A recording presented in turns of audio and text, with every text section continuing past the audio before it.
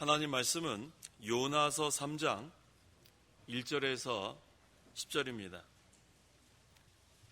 요나서 3장 1절부터 봉독하겠습니다. 여호와의 말씀이 요나에게 두 번째로 임하셨다. 너는 일어나 저 큰 성읍 니느웨로 가서 내가 너에게 말한 것을 그 성읍을 향하여 외쳐라. 그래서 요나는 여호와의 말씀대로 일어나 니느웨로 갔다. 니느웨는 사흘이나 걸어야 하는 매우 큰 성읍이었다. 요나가 그 성 안으로 들어가서 하룻길을 가기 시작하면서 외치기를 이제 40일이 지나면 니느웨가 무너질 것이다 하니 니느웨 사람들이 하나님을 믿고 금식을 선포하며 그들 중 높은 사람들로부터 낮은 사람들에게 이르기까지 굵은 베옷을 입었다. 그 일이 니느웨 왕에게 전해지자 왕이 그의 왕좌에서 일어나 그의 왕복을 벗고 굵은 베옷을 걸치고 제위에 앉았다. 왕이 니느웨에 공포하여 말했다. 왕과 대신들이 칙령을 따라 명령한다. 사람이든 가축이든 소떼든 양떼든 아무것도 입에 대서는 안 되니 먹지도 말고 물도 마시지 않게 하여라. 사람이든 가축이든 모두 굵은 베옷을 걸치고 하나님께 힘써 부르짖으며 각기 자기의 악한 길과 자기의 손으로 행한 폭력에서 돌아오게 하여라. 하나님께서 뜻을 돌이키시고 그분의 맹렬한 진노에서 돌아서시면 우리가 멸망치 않을 줄 누가 알겠느냐. 하나님께서 그들이 행한 일들, 곧 그들이 악한 길로부터 돌이키는 것을 보시고 하나님께서 용서하셔서 그들에게 내리겠다고 말씀하신 재앙을 내리지 아니하셨다. 10절까지 봉독했습니다. 하나님은 천지를 창조하시고 다스리십니다. 또 하나님은 창세전에 하나님 백성을 택하시고 또 구원하셨습니다. 하나님은 지금도 살아 계셔서 주권과 섭리 가운데 역사하십니다.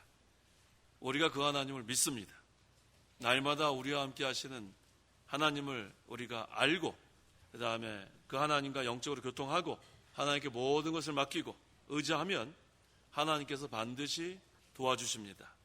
오늘 본문에는 하나님의 속성 가운데 세 가지를 증거하고 있습니다.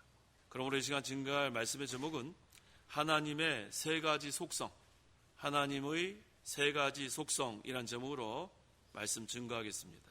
하나님의 세 가지 속성 가운데 첫째는 인내입니다. 하나님께서는 오래 참으신다는 그런 뜻이에요. 그 인내의 대상이 본문에는 선지자 요나입니다. 1절에 여호와의 말씀이 요나에게 두 번째로 임하셨다. 2절에 두 번째로 임한 말씀의 내용을 증거합니다. 그 내용이 무엇입니까? 2절에 너는 일어나 저 큰 성읍 니느웨로 가서 내가 너에게 말한 것을 그 성읍을 향하여 외쳐라 라고 했습니다. 그런데 이것은 이미 요나서 1장 1절과 2절에서 하나님께서 명령하신 말씀입니다. 요나서 1장 1절 2절 1절 여호와의 말씀이 아미떼의 아들 요나에게 임하셨다. 너는 일어나 저 큰 성읍 니느웨로 가서 그 성읍을 향하여 외쳐라. 그들의 악행이 내 앞에까지 올라왔기 때문이다. 하나님께서 이 니느웨 성의 사람들의 악행을 보시고 이제 그 요나에게 명령하셨어요. 너는 일어나 저 큰 성읍 니느웨로 가서 그 성읍을 향하여 외쳐라. 그들의 악행이 내 앞에까지 올라왔기 때문이다. 그런데 하나님의 선지자 요나는 하나님 말씀에 불순종했습니다. 하나님 주신 사명을 다하지 않고 도망갑니다. 요나서 1장 2절에 여호와의 얼굴을 피하여 다시스로 도망가려고 요바로 내려갔다고 했습니다. 이 니느웨는 내륙 지역이에요. 동쪽에 있습니다. 그런데 다시스는 배를 타고 그 바다를 건너야 되는 서쪽에 있습니다. 그러니까 하나님의 명령은 그 내륙에 있는 니느웨로 가라고 했는데 이 요나는 그 반대로 지금 다시스로 도망갑니다. 다시스를 가려면 배를 타야 되니까 그 메소포타미아의 항구 도시인 요바로 내려갔습니다. 그때 4절에 배를 타고 도망가는 도중에 큰 폭풍을 만납니다. 하나님 말씀을 순종하지 않고 반대로 가면 이와 같이 어려움을 당한다는 거 우리가 보게 됩니다.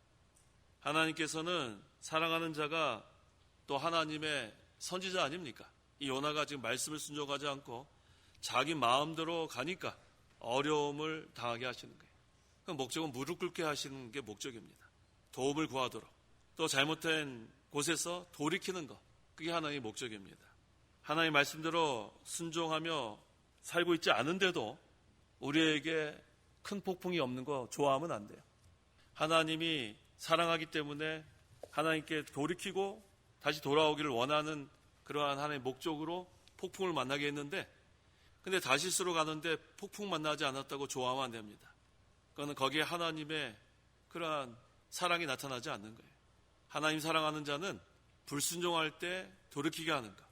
그게 하나님의 사랑입니다. 그래서 4절에 폭풍 때문에 배가 부서지게 됐습니다. 또 5절에는 선원들은 두려워서 각자의 신들에게 부르짖고 또 배를 가볍게 해야 되니까 다 바다에다 집어 던졌어요. 짐들을 다 집어 던집니다. 이때 요나는 뭐하고 있었냐면 배 밑창에 내려가 누워서 잠에 빠져 있었습니다. 지금 자기가 잘못해서 어려움을 당하고 있는데 그 잘못의 원인 제공자인 요나는 지금 잠을 자고 있어요. 깨닫지도 못하고 신앙의 잠에서 깨어나지 못하는 이 어리석은 요나를 우리가 보게 됩니다. 그래서 7절과 15절에 요나가 제비에 뽑혀 결국은 사람들에 의해서 바다에 던져집니다. 여기까지도 하나님께서는 오래 참고 계시는 거예요. 그런데 17절에 하나님께서는 큰 물고기를 준비하셔서 요나를 살립니다. 그 다음에 이제 시작되는 게 요나서 2장 1절이에요. 그래서 우리가 요나서 1장은 이런 배경을 갖고 있고, 그 다음 2장에는 어떤 내용이냐면 요나가 물고기 뱃속에서 3일 동안 하나님께 간절히 기도하는 내용을 증거하고 있습니다. 이 장소가 어디예요? 물고기 뱃속.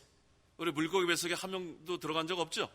그러니까 우리가 상상하기 참 어려운 곳이 물고기 뱃속입니다. 그래서 저는 그 물고기 뱃속을 설명하기가 너무 어려운데, 그래서 이 책 저 책 한번 봤는데, 그 서점에 가니까 어린이 용 그 성경이 있더라고요. 거기에 물고기 뱃속을 잘 그렇게 표현했어요.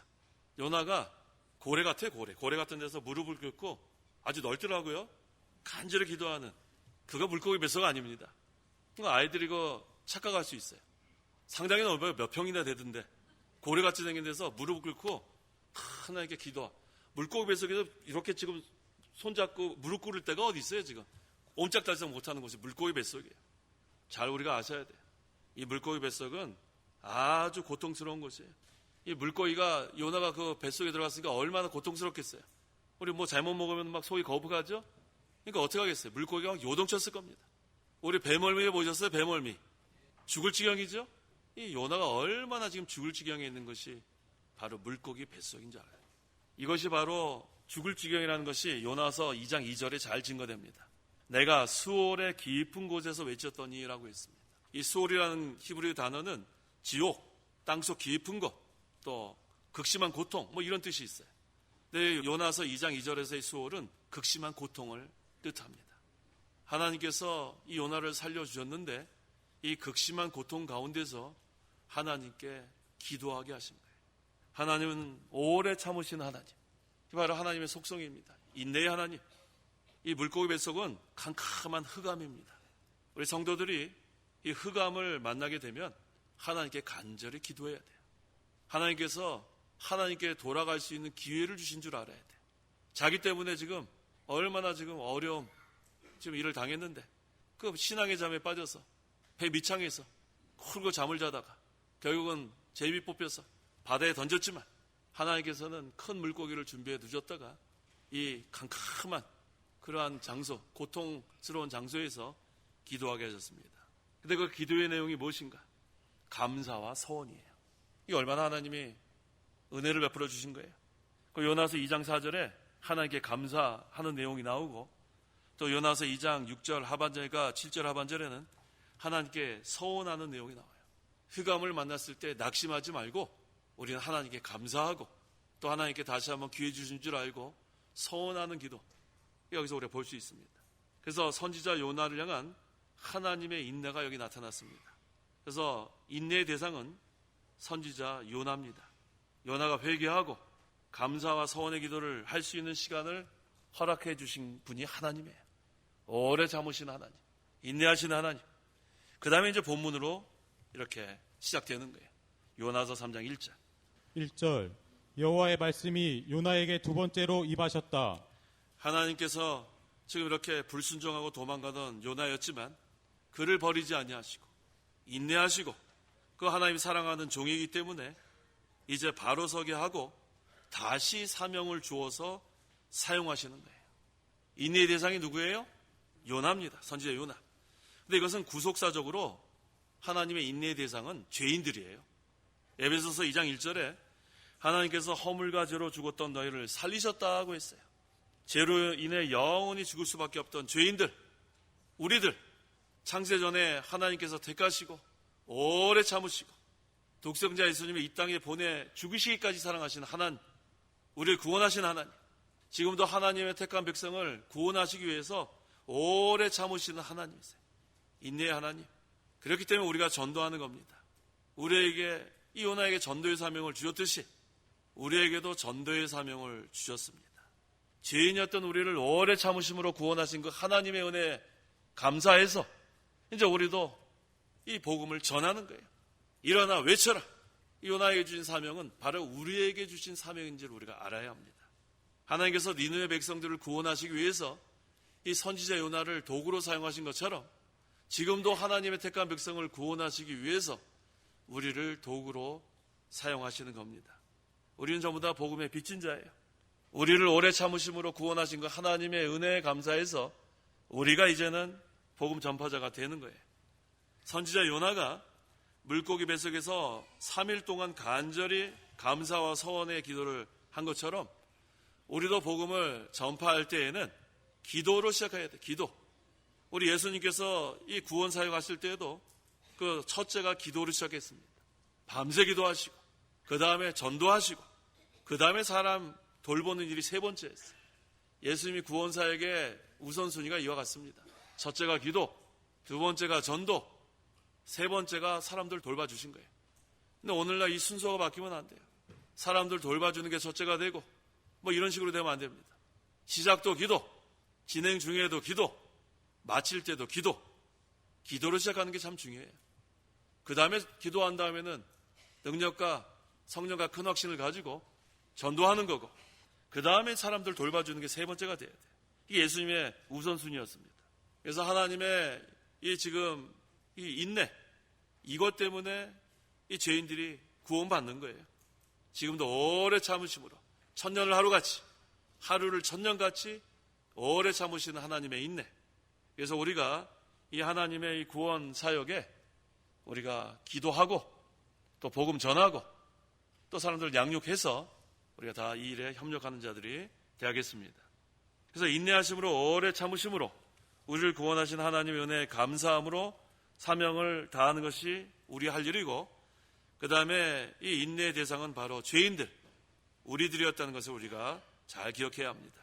자, 하나님의 세 가지 속성 가운데 둘째는 능력입니다. 3절과 4절에 여호와의 말씀이 두 번째 임했을 때 요나는 여호와의 말씀대로 일어나 3일 동안 걸어서 니느웨로 갔다고 했어요. 그만큼 이 니느웨가 큰 성이에요. 3일을 걸어서 갈 정도의 거리니까 얼마나 큰 성인지 알 수 있습니다. 이제 40일이 지나면 니느웨가 무너질 것이라고 외쳤어요. 그때 5절에 니느웨 백성들이 하나님을 믿고 높은 사람들로부터 낮은 사람들에게 이르기까지 굵은 베옷을 입었습니다. 그 일이 니느웨 왕에게 전해지자 6절에 니느웨 왕도 지금 왕복을 벗고 굵은 베옷을 걸치고 제위에 앉았다고 했어요. 이게 회개하는 것을 이렇게 보여주는 거예요. 7절 왕이 니느웨에 공포하여 말했다. 왕과 대신들이 칙령을 따라 명령한다. 사람이든 가축이든 소떼든 양떼든 아무것도 입에 대서는 안 되니 먹지도 말고 물도 마시지 않게 하여라. 네, 철저하게 금식하면서 하나님께 부르짖으라는 것이에요. 여기 지금 이 능력의 대상이 바로 누구냐면 니느웨 백성입니다. 아까 그 인내의 대상은 선지자 요나고 또 구속사적으로는 죄인들이라고 했는데 여기 본문에서 나타난 능력의 대상은 니느웨 백성이에요. 니느웨 백성들을 회개시키는 하나님의 능력. 왜냐하면 이 사람들이 하나님의 택한 백성이기 때문에 하나님 이와 같이 하신 거예요. 그래서 철저하게 금식하면서 이제 하나님께 부르짖으라는 겁니다. 8절 사람이든 가축이든 모두 굵은 베옷을 걸치고 하나님께 힘써 부르짖으며 각기 자기의 악한 길과 자기의 손으로 행한 폭력에서 돌아오게 하여라. 악한 길과 자기의 손으로 행한 폭력에서 돌아오라는 것이 하나님의 명령이에요. 철저한 회개를 하나님께서 명령하시는 거예요. 하나님께서 이 니느웨 백성들을 회개시켜 구원받게 하신 하나님의 능력이 나타나고 또 회개하고 하나님께 돌아와야 또 하나님의 능력이 나타나는 거예요. 하나님의 말씀대로 선지자 요나가 니느웨에 가서 그 성이 무너진다고 하나님의 말씀을 선포했고 니느웨 백성들이 믿었고 이제 회개함으로 구원을 받았습니다. 구원은 사람이 하는 게 아니에요. 요나가 가서 그들을 구원시킨 것도 아니고 사람의 방법은 구원받지 못하는데 하나님의 방법은 무엇인가? 말씀이 선포되는 게 하나님의 방법입니다. 지금 이 요나를 통해서 말씀이 선포되고 그 말씀을 믿고 회개함으로 구원받았습니다. 이것이 구원의 방법이고 이것이 하나님의 방법이에요. 그래서 요나서에서는 이 죄인들을 구원한 이 구원이 여호와께 있다고 했어요. 요나서 2장 9절 9절 나는 감사의 목소리로 주께 제사드리며 내가 서원한 것을 갚겠습니다. 구원은 여호와께 있습니다. 구원은 누구한테 있어요? 여호와께 있습니다. 이 구원의 능력은 하나님께 있습니다. 그래서 이 구속사적으로 이 능력의 대상은 죄인들입니다. 우리들이에요. 우리가 구원받은 것은 하나님의 능력으로 된 거예요. 왜? 죄인들을 구원한 그 구원의 능력은 하나님께 있기 때문에 하나님께서 원하시면 모든 사람을 다 구원할 수 있어요. 능력이 하나님이기 때문에 하나님의 능력으로 니느웨 백성을 믿고 회개시키고 구원까지 하신 거예요. 그래서 능력의 대상은 본문에서 니느웨 백성이지만 구속사적으로는 능력의 대상이 바로 죄인들이에요. 또 구속사적으로 능력의 대상은 그리스도십니다. 에베소서 1장 20절에 하나님께서 그리스도를 죽은 자들 가운데서 다시 살려내셨다. 이 부활의 능력. 하나님께서 우리를 구원하시기 위해서 독생자를 이 땅에 보내주실 뿐만 아니라 십자가에서 죽게 하시고 그 다음에는 하나님의 능력으로 그리스도를 부활시킨 거예요. 다시 살리셨습니다. 그래서 이 기독교가 다른 종교와 다른 것이 바로 기독교는 부활이 있다는 거예요. 부활이 있어야 생명이 있습니다. 우리 예수님께서 내가 곧 길이고 진리고 생명이니 나로 맘지 않고선 아버지께로 올 자가 없다고 했어요. 다른 종교에는 생명이 없어요. 생명이 없다는 건 부활이 없다는 거예요. 다시 살아나는 게 없기 때문에 다른 종교에는 사실 우리에게 좋은 가르침 많이 제공합니다. 어떻게 우리가 이 세상을 살아가야 되는지, 어떻게 해야지 바른 사람이 되는지, 도덕적으로 옳게 우리가 살아갈 수 있는 그런 여러 가지 가르침을 제공하는데 그걸로 사람을 살릴 수는 없습니다. 살리는 것은 뭐라고 했어요? 영이라고 했습니다. 사람을 설득하는 그런 가르침으로 살릴 수 없고 사람을 살릴 수 있는 것은 부활의 능력입니다. 부활의 능력 없으면 살아날 수 없습니다. 그것이 기독교가 다른 종교와 다른 분명한 이유입니다. 기독교에는 생명이 있습니다. 한번 따라해 보세요. 기독교에는 생명이 있습니다. 그래서 우리가 다른 종교와 같이 연합할 수 없는 이유가 바로 이거예요. 같이 연합해서 하자는 게 이 마지막 때에 너무나 많아요. 그런데 우리가 그걸 같이 할 수 없는 이유가 분명해요. 우리는 사람을 살려나가야 되는데 다른 사람들 모여서 무슨 일을 같이 하자는 거예요. 그래서 우리는 하나님의 능력으로 사람들을 살려나가는 일을 계속해 나가는 거예요. 그래야 생명이 있고 소망이 있습니다. 자, 하나님의 세 가지 속성 가운데 셋째는 긍휼입니다. 이 본문에 나타난 긍휼의 대상은 회개한 백성들입니다. 10절 하나님께서 그들이 행한 일들 곧 그들이 악한 길로부터 돌이키는 것을 보시고 하나님께서 용서하셔서 그들에게 내리겠다고 말씀하신 재앙을 내리지 아니하셨다. 하나님은 긍휼이 풍성하시기 때문에 죄를 회개하고 악한 길로부터 돌이키면 반드시 긍휼을 베풀어 주시고 용서해 주시는 하나님. 근데 여기 한 가지 우리가 의문이 있습니다. 9절에 하나님께서 뜻을 돌이키시고 그분의 맹렬한 진노에서 돌아서시면 우리가 멸망치 않을 줄 누가 알겠느냐 이렇게 질문합니다. 그러면 하나님도 뜻을 돌이키는가? 이걸 가지고 질문하는 경우가 많이 있어요. 하나님은 뜻을 돌이키시는 하나님이 아닙니다. 민수기 23장 19절 상반절 19절 하나님께서는 사람이 아니시니 거짓말을 하지 않으시고 사람의 아들이 아니시니 후회하지도 않으신다. 하나님은 후회하지도 않으신다. 하나님 한번 뜻을 정해놓으면 그거 돌이키시는 분은 아니에요. 하나님이 계획하신 것은 반드시 이루신 하나님. 그렇다면 여기서 뜻을 돌이킨다고 표현한 것은 하나님께서 원래 계획하신 것은 니느웨 백성을 회개시켜 구원하시는 것이 원래의 뜻이에요. 근데 여기서 우리가 이해할 수 있도록 그렇게 표현한 것 뿐입니다. 아시겠죠? 그래서 하나님은 후회하지도 않으시고, 따라해보세요. 하나님은 후회하지도 않으시고 뜻을 돌이키지 않으신다. 신실하신 하나님이에요. 신실하신 하나님.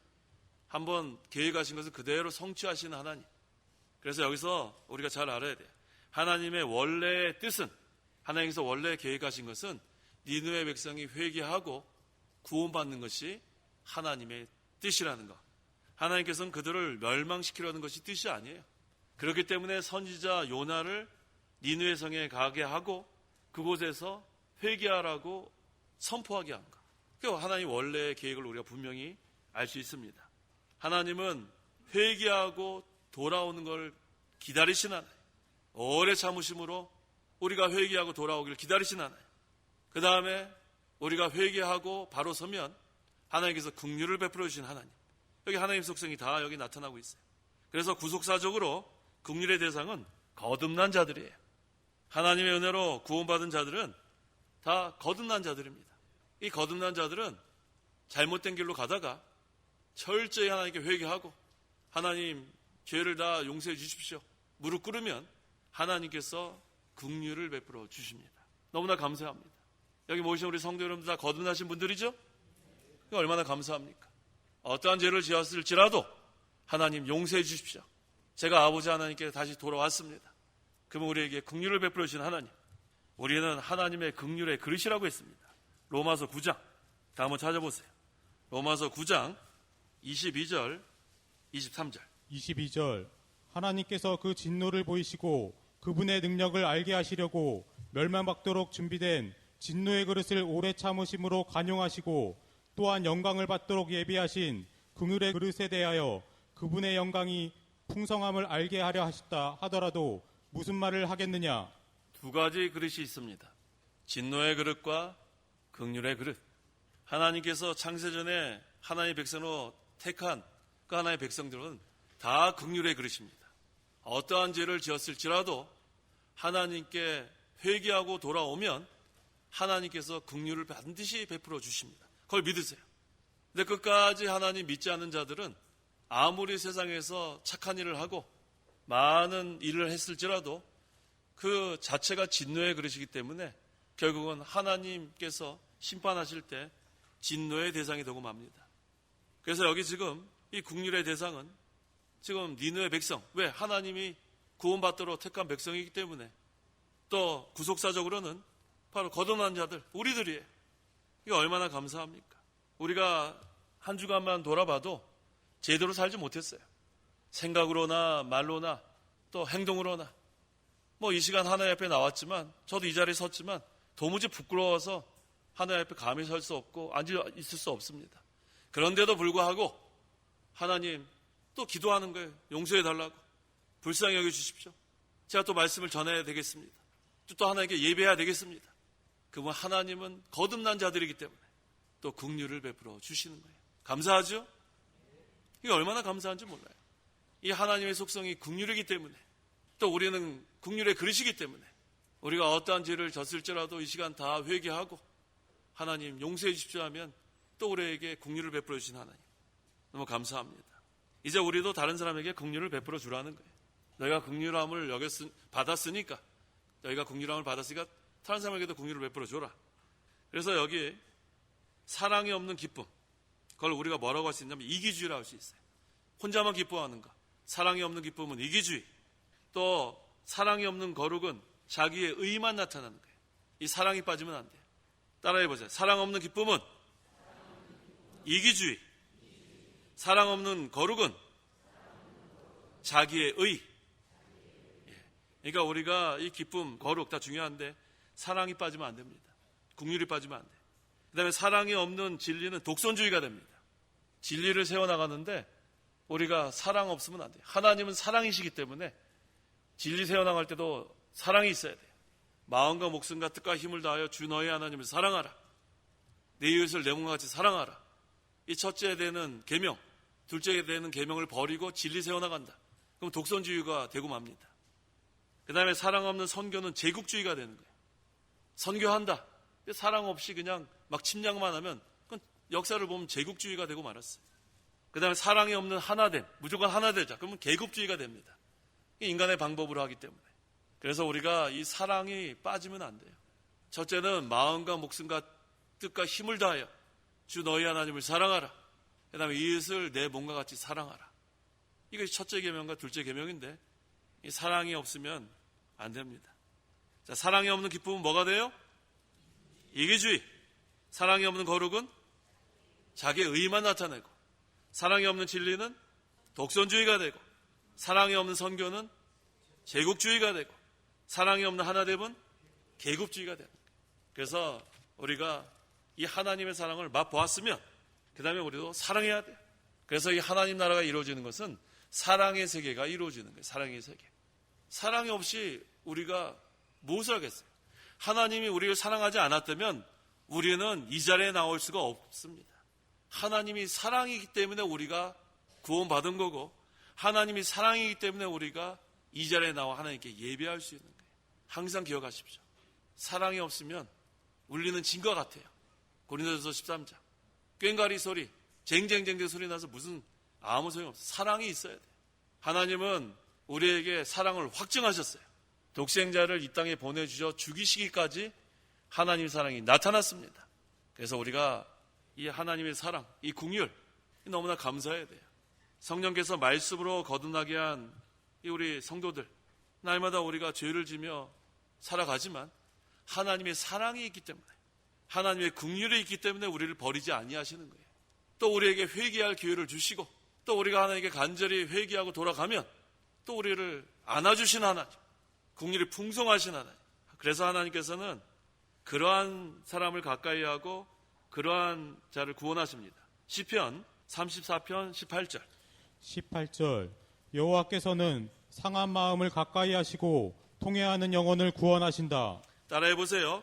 여호와께서는 상한 마음을 가까이 하시고 통회하는 영혼을 구원하신다. 하나님은 어떠한 자를 원하시는지 분명히 나타나는 거예요. 주여, 제가 왔습니다. 하나님 불쌍히 여겨 주십시오.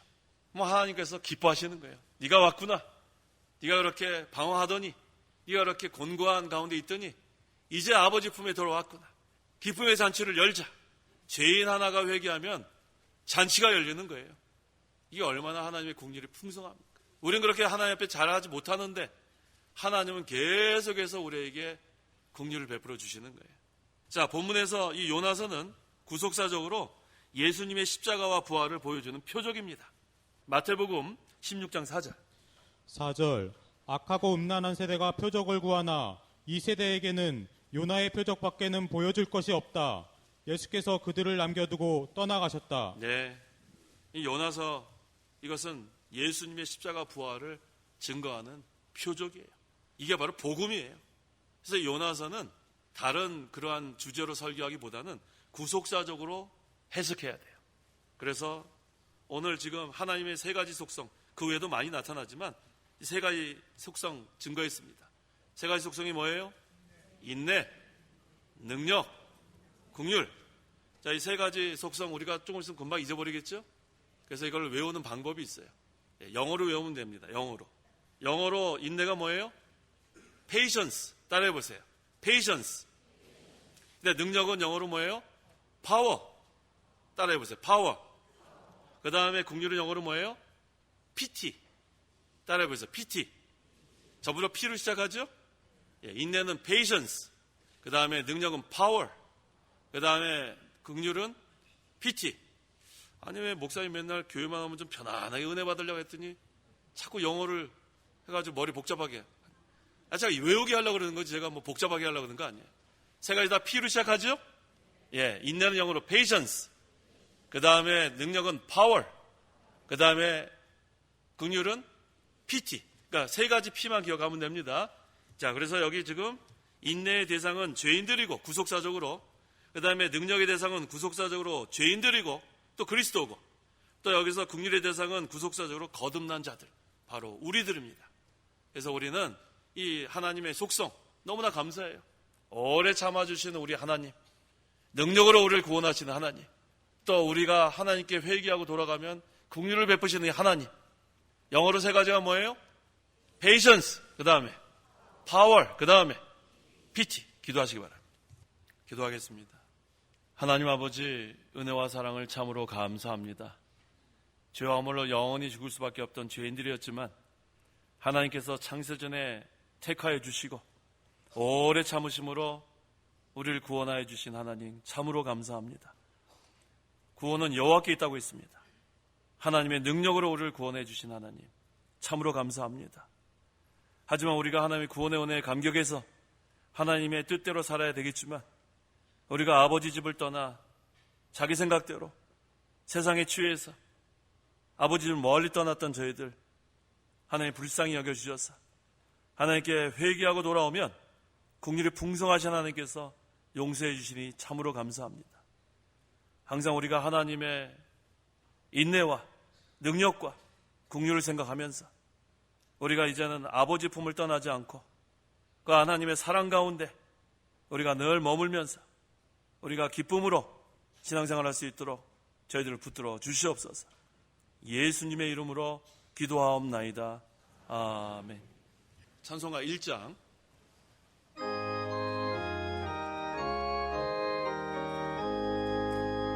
만복 하나님, 온 백성 찬송 드리고 저 천사여 찬송하세.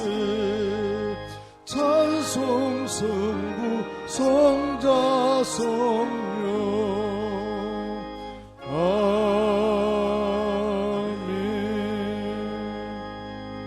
축도하겠습니다. 주 예수 그리스도의 은혜와 하나님의 사랑과 성령의 교통하심이 이 시간 하나님께 나와 예배하는 온 성도와 함께 있을지어다. 아멘.